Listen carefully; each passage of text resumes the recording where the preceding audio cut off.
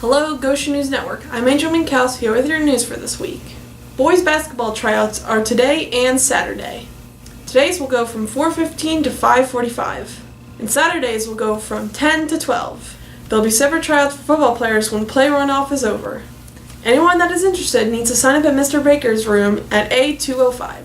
Picture retakes are today. Make sure you have your forms if you want to get your picture retaken. This following week will be a 3-day week. We have Tuesday and Friday off. This has been Angel Minkaus here with your news. Hello Goshen, I'm Corey Stone bringing you your weather for this week. Today on Friday it is going to be rainy with a high of 62 and a low of 46.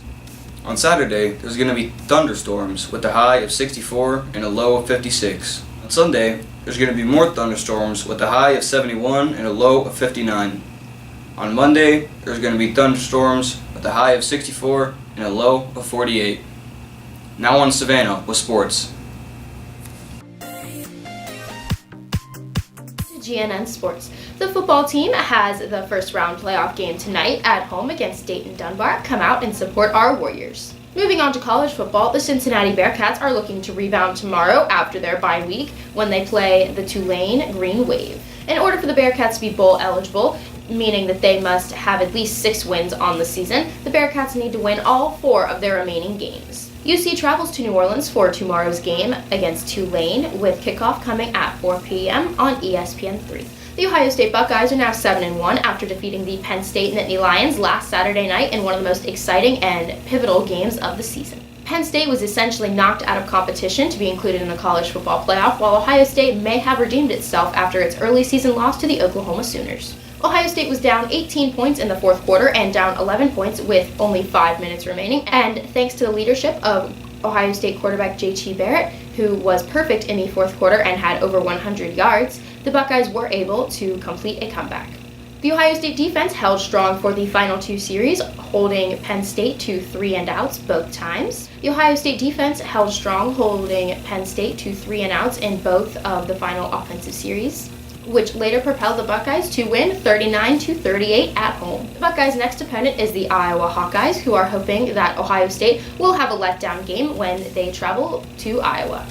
The Iowa-Ohio State game is on ESPN with a 3:30 kickoff tomorrow afternoon. The first college football playoff official rankings were released last night, and the top 4 are the number 1 seeded Georgia Bulldogs, the number 2 seeded Alabama Crimson Tide, the number 3 seeded Notre Dame Fighting Irish, and the number 4 seeded Clemson Tigers.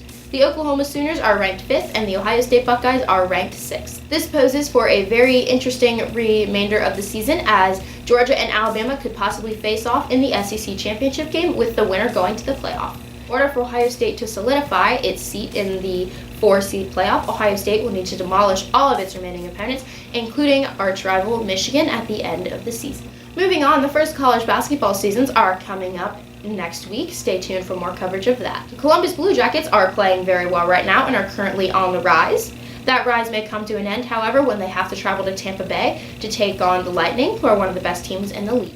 The Columbus-Tampa Bay game is tomorrow, with the puck drop coming at 7 p.m. Thanks for watching. This has been Savannah Bureau of Sports on GNN. Hi, I'm Danny Wendell, here from Goshen News Network, here to talk to you about Stranger Things Season 2. Do you enjoy Dungeons & Dragons? The 80s? What about sci-fi? This thriller is back for a 2nd season as of right now, and you should go watch it. If you have never watched the Netflix series, I will give you a brief summary without spoiling too much. It's a show about a group of kids who stumble across a girl with telepathic powers. After a match of D&D, everything goes wrong in this little town of Hawkins, Indiana. Government conspiracies, interdimensional travel, and yes, Eggo waffles. Once you've been to the Upside Down, you can't forget what you've seen, witnessed, or heard. So will you be watching Season 2?